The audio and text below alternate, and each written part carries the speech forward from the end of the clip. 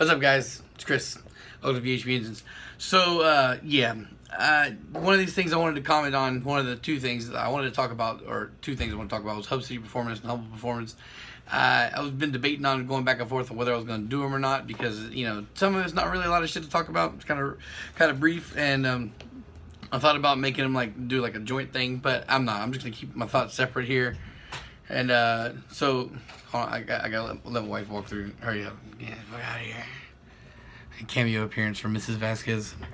Anyway, so Hub City Performance, right? Well, I made a video on them. I can't remember how far back. Maybe it's 6 months at a minimum. Maybe even longer. Probably longer. Yeah, this is August now. I want to say it was the beginning of the year or the end of last year.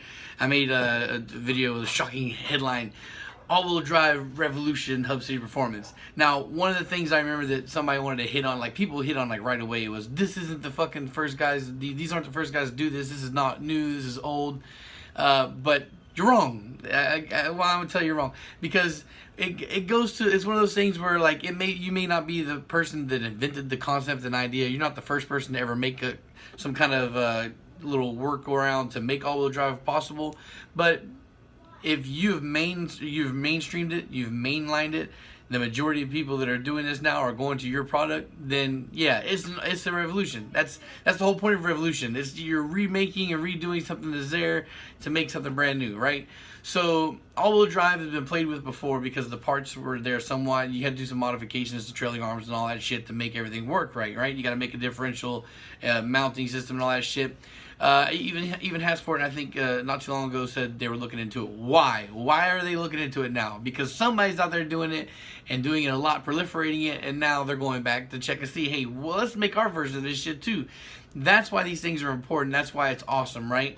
That's why it says revolution, because these guys are mainstreaming something that a lot of people are going to now, right? So, and people are now coming to me now because the all-wheel drive is such a big thing now. It's not just like where one or two guys, outliers, multiple people doing this, right? How many, I think the last time I talked about this, there was 4 7-second all-wheel drive Hondas, and I'm pretty sure the number is bigger now.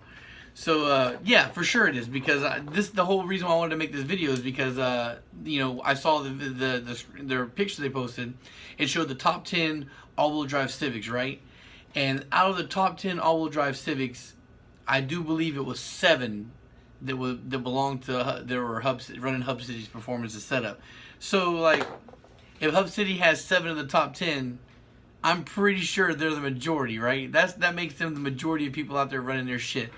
And so when you talk about oh, they aren't the first people to do this, but how many people that have done all-wheel drive setups before on Civics are mainstream? How many of them are still around? How many of them weren't just one-offs? And out of those one-offs, how successful were they? You know, how successful was the setup? How easy was it to fabricate and mass produce and all that shit? Hub City Performance has this shit down. They got it down now. Multiple people are getting on board. They got a whole bunch of fucking cars out there doing this shit now. Speed Factory is on there. Speed Factory had their thing. Humble Performance is doing their own all-wheel drive based on their parts. Yeah, man. So yeah, so kiss off when you say that shit. You talk about they're not the first ones. It's not that I didn't know at the time, and I'm pretty sure I addressed that too. It's not that I know they weren't the first people to ever do an all-wheel drive Civic, but they're the first people to make it a mainstream thing. Apparently, there was an argument that I watched from Kenny's post where one of these other shops were making all-wheel drive setups, but they weren't following through with their parts. They weren't following through with their setup, where Hub City was. So Hub City wins, man. They take the fucking cake. And you can feel free to challenge it all you want to, but I think, again, just like with Humble Performance and their builds, the numbers don't lie. When you have so many cars doing that setup, and you have so many people that are, top of the leaderboards here, what does that say? So, like I said, 7 of the top 10 is Hub City, but that's not even saying how many kits and how many cars they have in general. And I think 7 is a fuck ton. 7 is a fucking huge amount. The fact that there's a top 10 of all-wheel drive Civics is an amazing thing. So 7 of this amazing bracket of cars is awesome. And then that's not even including these ones that are out there that are just guys in their garage building these all-wheel drive setups that we're just not seeing or hearing about.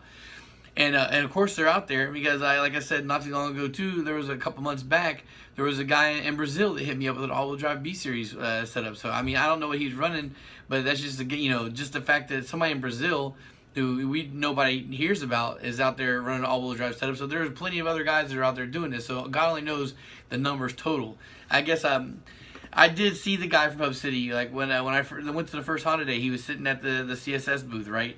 And I wish, in hindsight now, I would have said, how many kits have you sold? But then again, that was the beginning of the year. So if I ever get the chance to talk to him, or if somebody, sends this to him and he decides to reach out or whatnot, dude, yeah, like, how many of these setups have you sold? That I would love to know. Even if we don't know how many are running yet, like, how many has been sold? How many have been produced and sold out to people? What's the number?